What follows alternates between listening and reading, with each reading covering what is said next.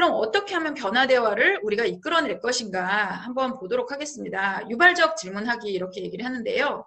그러니까 변화 대화로 대답하도록 하는 열린 질문 이제 뭐 이렇게 얘기를 해요.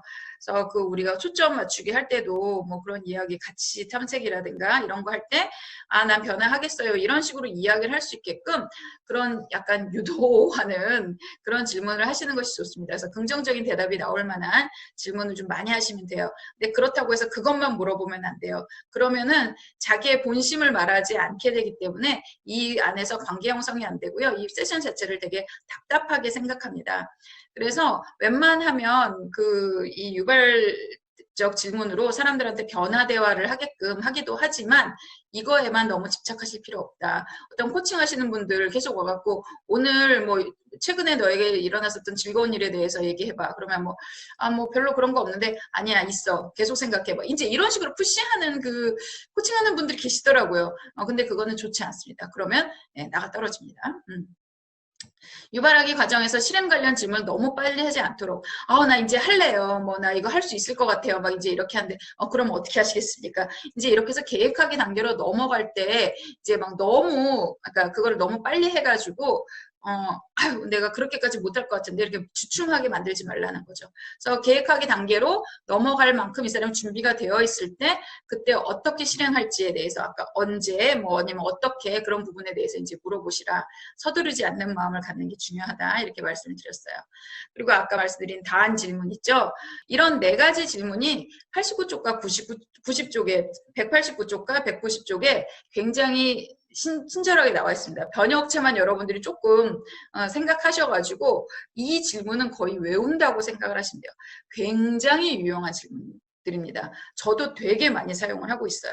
이 단 질문들을 여러분들이 이제 잘 장착을 하시고 나 코칭 나가서 무슨 얘기 해야 돼요? 라고 하면 요리조리 쓸 수 있는 요때저때 쓸 수 있는 그 질문들이니까 여러분들이 그거는 텍스트를 보시면서 익히시면 좋겠습니다. 예. 그리고 코칭 나가시기 전에 한번 쫙 읽어보시고 이렇게 가시면 굉장히 도움이 되는 질문들입니다. 그리고 잘못된 질문도 소개를 하고 있어요. 이런 질문을 하지 말아라. 왜 안 했냐? 이거 왜 안 하려고 하냐? 왜 자꾸 담배 피냐? 그러니까 이 사람한테 아니 그 스트레스 너무 많이 받아갖고 담배를 안 필 수가 없어요. 아니 왜 그 직원들의 마음을 그렇게 안 살펴주는 거야? 아니 지네들이 똑바로 해야지. 리더가 뭐 이걸 다 해줘야 돼? 막 이제 이런 식으로 나와버리면 유지대화가 돼버리거든요. 아유 그냥 뭐 난 리더십 필요 없고 내가 그냥 가지고 있는 재주로 뭐 우리 실적 내면 돼 뭐 이제 이런 식으로 나오게 되면은 굉장히 골치가 아파지게 되는 겁니다. 그래서 유지 대화를 이끌어내는 대화는 어떤 질문은 이제 하시지 않는 것이 좋다. 그리고 수치심을 느끼게 하지 말라라고 얘기를 해요. 이 동기강화 면담은 계속적으로 말씀드리는 게 뭐냐면 이 사람의 체면을 세워주는 거라고 말씀드렸죠. 이 사람이 네가 잘못된 사람이야 그게 아니라 당신 훌륭한 사람이에요. 오죽하면 그러셨겠어요. 이런 식으로 계속적으로 그 입장을 유지를 하는 거기 때문에 조금이라도 이 사람한테 수치심을 불러일으킨다거나 이 사람이 당황스럽게 한다거나 이 사람이 주춤하게 한다거나 이런 질문은 여러분들이 이제 피하셔야 되겠습니다. 그래서 질문 전에 이 사람이 내가 이런 질문을 하면 이 사람이 하는 대화가 변화 대화일까 유지 대화일까 이거를 숙고해서 이제 하셔야 돼요. 그래서 이것도 경험이 좀 쌓이게 되면 이런 얘기를 하면 사람들이 이런 식으로 많이 반응을 하는구나 이 데이터가 여러분들한테 쌓입니다. 그래서 저도 되게 예전에는 그거가 좋은 질문이라고 생각했는데 한 2-3번 정도 클라이언트가 막 뭐라고 하진 않죠. 뭐 이렇게 약간 주춤하는 것 같았다. 이제 그런 것들을 알게 되면 그런 게 그 사람한테 어떤 심리 상태를 불러일으키고 그래서 그 대화가 이제 이렇게 됐구나를 이해하게 되면 그런 것들을 조심할 수 있게 돼요. 그래서 이런 것들 여러분들이 질문할 때 언제나 좀 생각하시라. 질문하고 끝이 아니에요. 그 사람이 자기가 하는 얘기를 긍정적으로 할 수 있게끔 유도하기 위해서 여러분들이 질문을 하신다고 생각을 하시면 됩니다. 예. 그리고 그러니까 어떠한 방법론적으로는 이런 것들이 있습니다. 일단 중요도 척도 사용하기 이런 것들이 이제 있는데요. 뭐 이를테면 선생님이 지금 이런 변화를 해야 되는 것이 얼마나 중요하다고 생각을 하세요? 우리 한 0에서 10 정도. 0은 하나도 안 중요하다. 10은 되게 중요하다. 이게 제일 중요하다. 이제 이렇게 하면 여러분들, 그러니까 뭐 선생님 0에서 10 중에서 몇 정도이신 것 같으세요? 라고 얘기를 한단 말이에요. 그럼 뭐라도 얘기를 하겠죠. 지금 리더십의 어떤 이런 그 행동을 바꾸는 것이 얼마나 중요하다라고 생각을 하시나요? 라고 얘기를 하면 뭐라고 얘기를 하겠죠.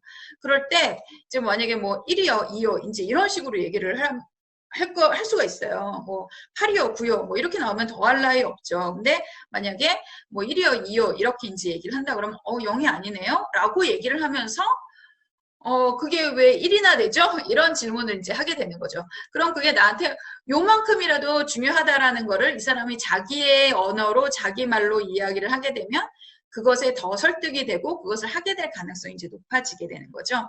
그래서 그거를 묻기 위해서 이거를 물어보는 겁니다. 근데 만약에 0이요, 제로요, 막 이제 이런 식으로 얘기를 해요.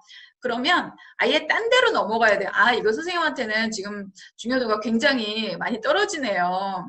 그럼 우리 다른 거를 한번 얘기해 볼까요? 라고 하면서 그 앞에 단계 초점 맞추기로 약간 그쪽으로 다시 간다라고 생각을 하시면 될 것 같아요. 아니면 다른 측면에 대해서 이야기를 한다거나 아니면 다른 전략을 이제 사용을 하시면 되겠습니다. 근데 이제 이거를 해서 이 사람이 1이요, 2요 라고 이야기를 하잖아요. 그러면 선생님이 지금 1이나 2 정도로 말씀을 하셨는데요. 요거보다 조금 더 중요도를 우리가 높게 보려면 높은 숫자로 만약에 5 정도 하려면 우리 뭘 하면 좀 좋을까요? 라고 이제 얘기를 하게 된다라는 거죠.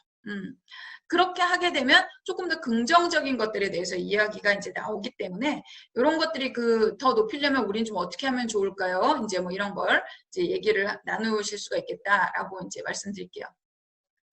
그리고 극단적 질문을 하기도 변화 대화를 유발하는데 이제 굉장히 좋습니다. 뭐 이거를 변화하지 않고 나면 어떻게 될까요? 이제 이걸 얘기를 하게 하는 거죠. 제가 예전에 그 쌍둥이를 키우는 어머니를 코칭을 한 적이 있어요. 제가 몇 번 안 되는 라이프 코칭 중에 이제 한 번이었는데 그 하나는 굉장히 뭐 똘똘하고 지 알아서 잘하고 공부도 잘하고 뭐 이제 이런 애인 거죠. 그리고 쌍둥이인데 키도 크고 얼굴도 예쁘대요. 근데 그렇지 않은 그 애가 너무너무 속을 썩인다라는 거죠. 그런데 그 하필이면 또 사는 동네도 대치동인 거예요. 그러니까 그 예쁘고 공부도 잘하고 그런 애는 반장 선거도 막 나가고 싶다 그러고 그 동네 학원에서 공부 잘하는 애들이 가는 그런 학원을 얘는 다닌다는 거죠. 근데 쌍둥이인데 이 엄마 입장에서 하나는 그 공부 잘하는 애들이 가는 학원을 다니고 하나는 그렇지 못하면 얼마나 속이 상하겠어요. 그렇죠? 그래서 이 애를 어떻게든지 공부를 시켜서 같은 학원을 보내고 싶은 거예요.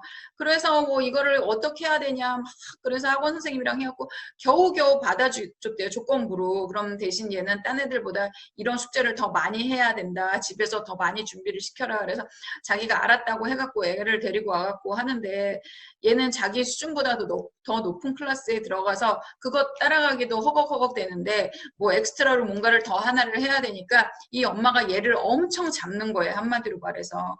그래서 제가 얘기를 했어요.